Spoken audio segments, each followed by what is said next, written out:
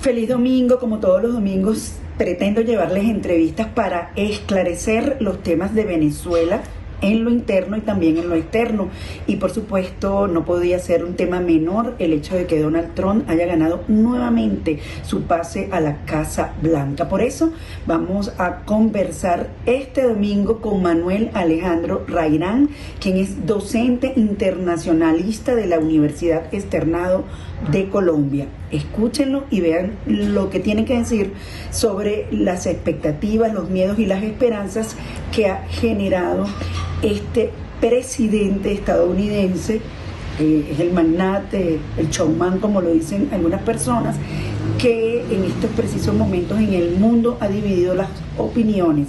Nos lo quieren, otros dicen que necesitan mano dura para un país que aparentemente se ha ido de las manos en temas tan claves como la economía y la migración. La primera pregunta es a raíz de las elecciones donde resultó triunfante Donald Trump, ¿cuál sería la incidencia para Venezuela? También el cártel Jalisco Bueno, abierto a hablar Creo con que el es un Madrid. tema de la agenda prioritaria en relación de Donald Trump con América Latina y creo que pues lo que se vio durante el primer mandato de Donald Trump es querer hacer un cambio de régimen en este país y creo que esta situación se agrava en la medida que las elecciones del pasado 28 de julio pues no han quedado claras. Realmente el gobierno bueno, el mandatario Nicolás Maduro no ha mostrado las actas y digamos que ha cerrado el camino que le ofreció Colombia, México y Brasil. Entonces creo que esta situación en este año que no ha estado tan esclarecida, creo que puede ser sin duda alguna un insumo para la agenda política de Donald Trump durante su nuevo mandato. ¿crees que va a haber más sanciones? ¿Va a ser tan duro como el primer gobierno? ¿O puede haber algún tipo de acercamiento?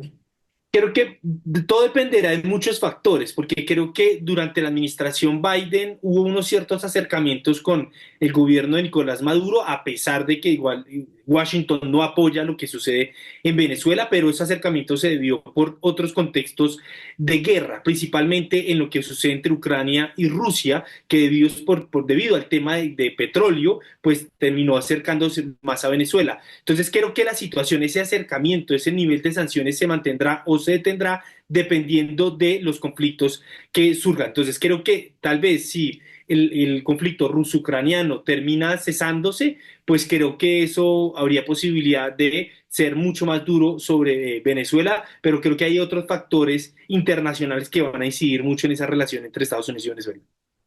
¿Cree que puede desaparecer un poco el tema de Venezuela del panorama mundial o dependerá de cómo van a ser esos primeros pasos que está anunciando el presidente un día después que asuma?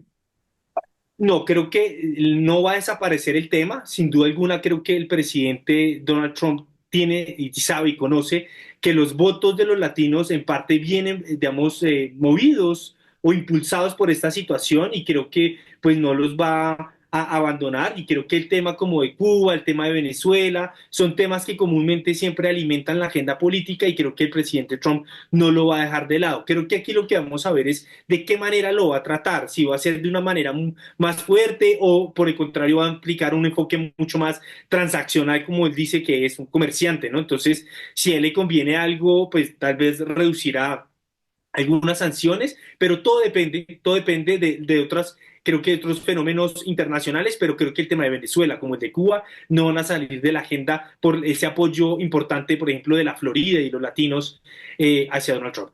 Y que de hecho recibió el triunfo allí, en esa zona donde la comunidad cubana, colombiana y venezolana es bastante prominente. Desde el punto de vista económico, ¿cómo ve va a ser esa relación con Venezuela? Porque sabemos que Donald Trump no está como muy a favor de del cambio climático como tal, sino de explotar petróleo, ¿no? Que usted lo nombraba hace unos Así minutos. es. Sí, bueno, creo que hay otro tema que va a influir mucho, que también va a afectar es con el caso de China. Y creo que por eso decía que este tipo de enemistades con Venezuela va a girar mucho alrededor de lo que sucede en otros países. ¿Por qué lo digo con China? Porque de acuerdo con la campaña de Donald Trump, él planteaba que si llegaba a ser presidente iba a poner aranceles hasta el 60% a todos los productos chinos y entre un 15 y un 20% a otros productos de otras nacionalidades. Entonces pueda que en medio de ese conflicto que parece él quiere abrir un conflicto comercial con China, pues eso pueda que le abra más oportunidades o a Venezuela o a otros países latinoamericanos para poder suplir de alguna manera estos insumos o estos productos que se van a dejar de recibir por parte de Estados Unidos. Entonces creo que ahí puede jugar ese caso. También en términos económicos es importante pues, revisarlo en relación con China. Ahora, en temas de petróleo, sin duda alguna, creo que Trump comparte esa idea de seguir explotando, pero creo que esa explotación también lo ha mencionado mucho, está muy dirigida a su territorio y a través del fracking, que también fue otro tema de agenda doméstica y que creo que si Estados Unidos continúa explotando el petróleo a través de fracking, pues digamos que eso también dejaría de lado un poco a Venezuela, porque pues no hay que olvidar que hoy el productor número uno en el mundo en temas de petróleo es Estados Unidos, ni siquiera es Venezuela. Venezuela tiene muy buenas reservas, pero Estados Unidos sigue siendo el país número uno en la producción de petróleo por el fracking. Entonces creo que hay esos dos factores, vamos a tener que verlos cómo se van dando y mirando cómo China también va a responder a estas medidas si es que el expresidente Trump los hace. Desde su punto de vista, ¿cuáles fueron los tres puntos fundamentales del triunfo de Trump? Si es que usted mismo lo esperaba, ¿no? Bueno, yo creo que hubo un primer punto y es que supo hablarle a la gente trabajadora. Yo creo que hoy el estadounidense estaba esperando un partido demócrata que hablara un poco más de las necesidades de los trabajadores, de la clase media, y creo que eso estuvo ausente en la campaña y que por el contrario Trump lo logró hacer. Y esto lo logró hacer desde mi lectura y desde mis gustos, pues no lo son, pero eso entiendo que lo hacen mucho los candidatos a las presidencias, el vestirse en el McDonald's, en el salir en el camión, pues sin duda alguna eso envía, transmite una información, comunica a esa población. Entonces creo que ese fue un primer punto importante. El segundo punto que creo que Donald Trump lo supo hacer, porque no hay que olvidar que Trump es un hombre, un showman, es un hombre que nace en los negocios y el show, ¿no? Logra entonces animar todo el tema de los miedos, del migrante, ¿no? De cómo jugar, no con la esperanza, sino con ese miedo del migrante, la economía, ¿no? de esa agenda woke y de querer como asociar las reivindicaciones woke con la izquierda cuando son cosas muy distintas, pero logra como, digamos que unir ese elemento woke con la izquierda y creo que esa narrativa le funcionó. Y un tercer punto que creo que es relevante es también la asociación que hizo con Elon Musk. Y creo que alrededor de esa narrativa, Elon Musk Trump también ayudó porque lo que busca es fortalecer las empresas, generar trabajo, que está en una competencia, digamos, de cara con China, con todos los temas de innovación tecnológica. Entonces creo que esos tres puntos le han servido al presidente Trump durante campaña para reunir a la población. ¿Qué le pareció el discurso de triunfo de Donald Trump? Sanar las heridas, entrar pero legalmente y deportaciones. Claro, bueno, yo creo que en ese caso de reconstruir heridas y digamos que creo que eso es un mensaje tal vez positivo para no ir a confrontaciones directas, pero creo que también eso no es porque él lo crea, yo creo que está motivado porque no hay que olvidar que el presidente Trump es un convicto, o sea, actualmente él está llevando un proceso, está acusado por ser pues, un delincuente convicto y creo que esa situación, creo que con la justicia también él tiene que hacer mermar la situación. Creo uno de eso. Lo segundo es que sin duda alguna él creo que es un periodo distinto al primero. Digamos, si uno mira las elecciones en 2016, él era ofensivo, agresivo, y digamos que creo que durante ese primer mandato también se dio cuenta que no puede ir de esa manera. Entonces creo Aunque fue también agresivo en esta y ofensivo. Sí, claro, fue muy agresivo, pero creo que se mermó un poco si lo comparamos a 2016, en la medida que creo que la primera era para romper, que si era conocer en el mundo político más que en los negocios, ya en este está más consolidado y por eso lo aterriza, pero claro, ¿qué es lo peligroso? Que en medio de ese discurso vuelve a tener y concentrar lo que es el odio hacia el migrante y a través del miedo, que yo creo que es lo que realmente es lo preocupante para Estados Unidos. La gente terminó votando por una campaña que ofrece o que genera ese miedo, ¿no? Y que muchas veces ese miedo o esos argumentos a veces caían por fuera de la realidad. No sé, por ejemplo, que decía que en Venezuela la delincuencia había caído porque los delincuentes estaban yendo a Estados Unidos, ¿no? Estadísticamente eso no es demostrable o numéricamente eso no es comprobable, o que en Springfield la gente se come los animales, ¿no? Entonces creo que esos miedos terminaron permitiéndole decir cosas que incluso no se ajustan a la realidad, y creo que en últimas eso le terminó ayudando. Entonces creo que el discurso va en tratar de cerrar heridas para generar cierto legitimidad y cierto aspecto de gobernabilidad, entendiendo que puede incluso tener el Senado y la Cámara, que eso es algo también sorprendente, pero también sin dejar su mano la narrativa y los temas que le han dado la victoria. Como faltan varios días para que asuma el gobierno el 20 de enero del 2025, ¿cuál sería el balance o la reflexión que usted haría de aquí a allá con todos esos movimientos estratégicos que desde ya se están dando en los Estados Unidos por este triunfo que algunos califican de histórico y otros de arrollador?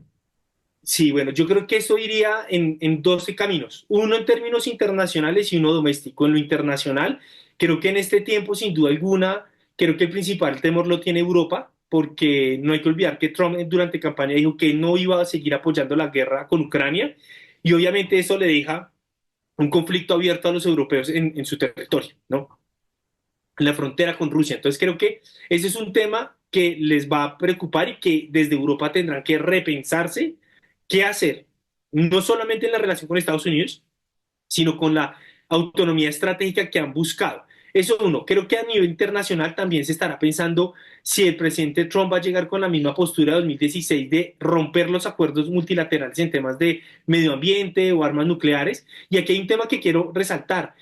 No hay que olvidar que en 2021, cuando estaba terminando, se tenía que renegociar el último acuerdo nuclear entre Estados Unidos y Rusia, y eso se postergó para que lo hiciera con Biden. Con Biden no lograron tampoco hacerlo, y ahora le toca a Trump. Entonces creo que es otro tema sobre las armas nucleares y lo que estamos presenciando en Ucrania y en Gaza. Creo que son temas preocupantes. Entonces creo que la comunidad internacional en ese sentido estará pensando qué va a hacer ahora.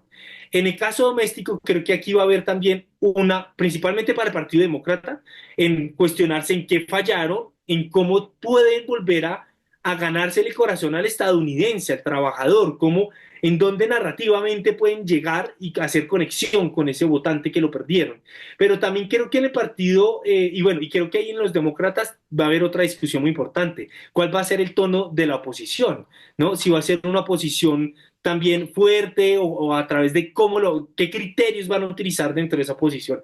Pero yo también creo que dentro del Partido Republicano va a haber un desafío muy interesante, porque desde mi perspectiva y mi lectura, el Partido Republicano es un partido históricamente tradicional, conservador, que defiende las instituciones, la ley, la familia, ¿no es cierto?, la religión, y vemos un presidente candidato que va en contravía de todo, ¿no? Es decir, las instituciones en 2020 no quiso reconocer, fue en contra de la justicia, de los jueces, en contra de la ley, ¿no es cierto? Tiene procesos actualmente abiertos, y el tema, pues, de la familia, no hay que olvidar los escándalos que tiene por todas estas relaciones con actrices porno, y tal vez presuntamente por acosos, ¿no? Entonces creo que eso también es un desafío, porque Trump termina desdibujando también al Partido Republicano, y creo que hay un debate muy interesante dentro de ellos. Entonces creo que los demócratas el debate es, bueno, ¿seguimos con una agenda woke o nos fijamos en otro tipo de agenda? Pero en el republicano también va a haber un debate también ideológico de hacia dónde van a ir con un candidato presidente con esa visión. Ya para finalizar, el mensaje que usted le daría a los venezolanos, que hoy tenemos un trabajo donde están entre el miedo y la esperanza de un cambio, de que Donald Trump vuelva a ser ese aliado que al final de cuentas no hizo nada en ese primer gobierno por Venezuela, o por lo menos no lo que decía. ¿Cómo lo ve ya para cerrar el tema? Pues yo creo que en momentos de caos y de crisis, comúnmente el ser humano tiende a trabajar por lo individual. Y creo que nosotros, sean venezolanos, colombianos, que también hay un montón allí, creo que tenemos que empezar a cambiar el chip. Y creo que lo importante es que en momentos de caos y de crisis tenemos que trabajar más de la mano entre todos, sin las diferencias de nación, sin diferencias de género, de raza, de lo que sea, porque creo que en esos momentos de crisis donde necesitamos más la solidaridad y no más la individualidad. Entonces creo que acá, y para terminar, es cómo podemos empezar a reconstruir también desde nuestras naciones algún proyecto de vida colectivo individual. Entonces, en medio de esa crisis, de ese rechazo y maltrato de algunos dirigentes en el mundo sobre el migrante, que además polisivamente consideran la migración, cuando la migración es un derecho protegido además.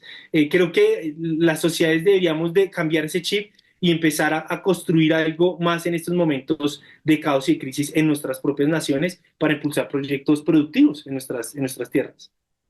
Bueno, vale, muchísimas gracias por atenderme y bueno, estaré en contacto contigo. Claro que sí, muchísimo gusto. Estamos en contacto. Gracias, mucho Cuídate gusto. mucho.